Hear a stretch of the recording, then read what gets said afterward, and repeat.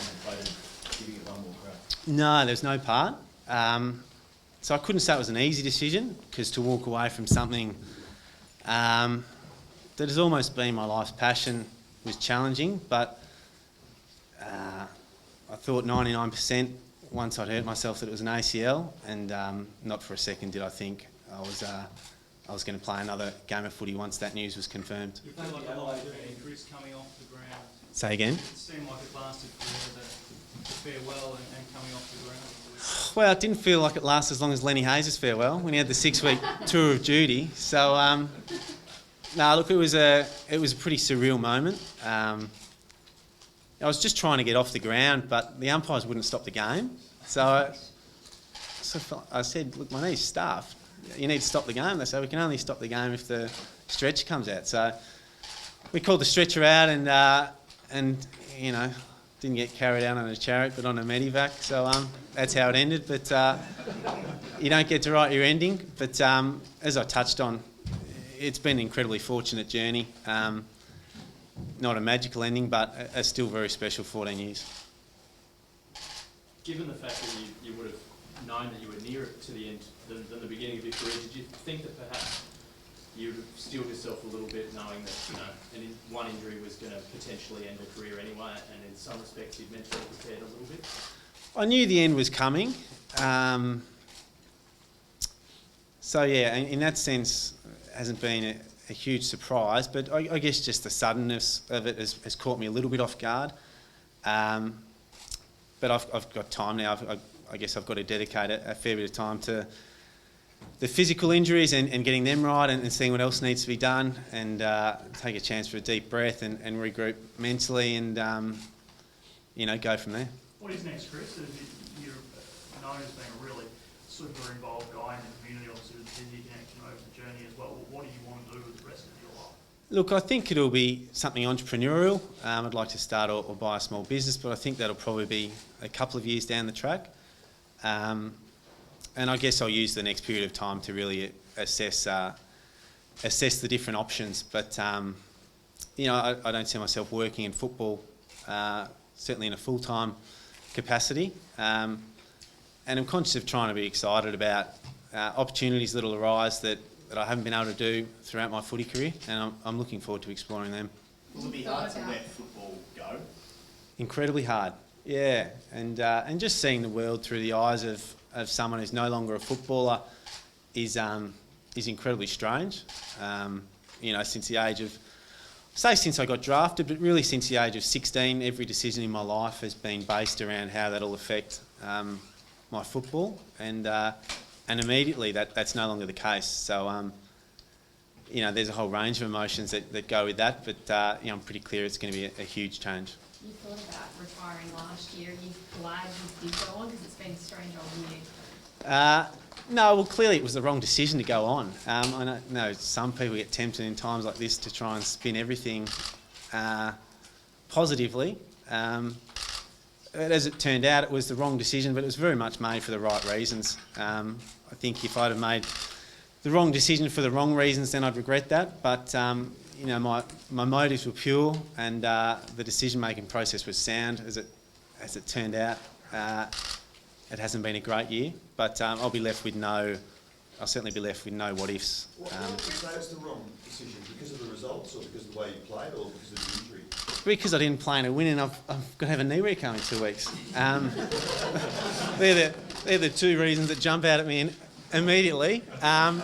So yeah, but as I said, not for a second have I lost sight of just how fortunate a career I've had. How close were you to joining another club, Carlton, when you left West Coast?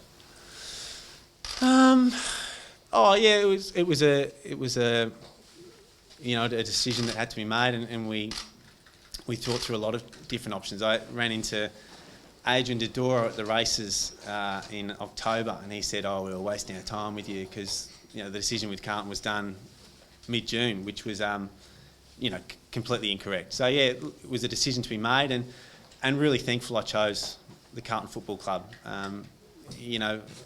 Joining a football club is a little bit like having a kid. That part, a little bit of that footy club becomes a part of you, and this is a very special club to be a part of, and as I said to the players, I'll never be slagging him off in the media if they have a crappy loss, and I'll never be too far away. So I'm sure I'll have a connection with this place and West Coast as well for the rest of my life. Do you see yourself in the media? No, I don't think so. And I don't say that begrudgingly, to the media. You guys pay our bills. So, but no, look, I'm excited about exploring some different opportunities, and it's a big old world out there. I'm looking forward to getting busy living in it. Is there a close second, Chris? Oscar say, Chris, you've explained obviously to the kids what's happening. What's been the reaction from Oscar and Billy? Oh, Billy hasn't said too much. Oscar, I told Oscar I wasn't going to play football anymore, and he said, well, that makes sense. I think you should play soccer. I said, probably not going to work either, buddy. But look, he's good. He knows Nick Nat's still playing, so he's excited about that. He knows Walkie Talkie's still playing, so he's excited about that. Whenever we play footy, he's got to be Nick Nat and I've got to be Andrew Walker. So the fact that those... Time together, does it mean more time with your family now? You know what? It probably means less time once I really launch into something in a commercial world in terms of contact hours. But I think what people underestimate is the that constant sort of mental drain that football does weigh on you. So when I'm playing with the kids and I know I've got a game in 2 days' time and things start to get tight, or it's hard to be as present sometimes you'd like to be with the kids. So not having to worry about those sort of things. We'll be able, once the knee's healed, we'll be able to play rough stuff footy, as Oscar calls it, and I won't have in the back of my mind the fact that I've got to, get up for something else in a couple of days' time. So I'm looking forward to that dynamic. And how tough has it been on a week-by-week basis to get yourself up physically to play? It's just been incredibly hard. Yeah, it really has. And I missed a game, Sydney game, 2 weeks ago, and I remember waking up on the Thursday, and my shoulder was hanging out, and it felt crap, and my knee was sore, and I sort of just felt nauseous, thinking, am I going to play in 2 days' time? And then I woke up and I don't have to play this week, and it was sort of like, good, like I can buy myself a bit more time. So just to be able to give the body a rest, but more importantly, and over the mind to stop having to tell the body that you've got to do this thing which you're not really able to do anymore. I'm looking forward to that. Do you have any clue about the impact you've had on players? That moment with Cam Guthrie a couple of weeks ago, did that highlight to you the role model that you've been and the inspiration you've been? Yeah, that was a special moment, and it's not something you give a lot of thought to as a player. You're sort of just stuck in the day-to-day and trying to do your best. But I've indulged a bit the last few days and read some of the things that have been written about me, and I've never read a huge amount of the media about me, but it has been nice to hear some of those comments that have come forward. Can you just take us through the highlights that Premiership captain and Norm Smith and Brownlow?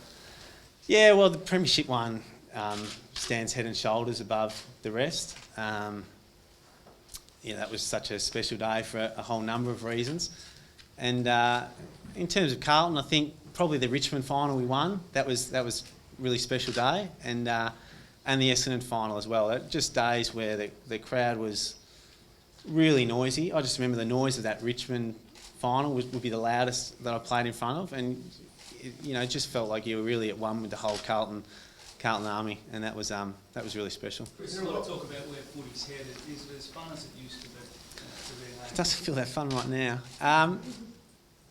Look, I think it's just changing, and I don't think that's good or bad, but it is changing, and it always will change. I think one of the main challenges for the AFL is to have a game that people can still identify with, that still is representative of the game that's played in suburban grounds on a Saturday afternoon, and a game that's filled with players that they can identify with as well. And that's a big challenge because,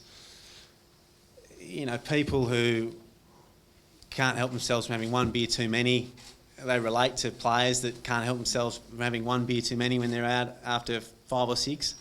And the reality is a lot of those players don't survive in the modern day game. There's a lot of the characteristics that make good players now are not human characteristics in a sense, and I think that's a battle for the AFL to try and keep humanising the players as much as possible in an environment where they're asked to do things which are contrary to normal human urges.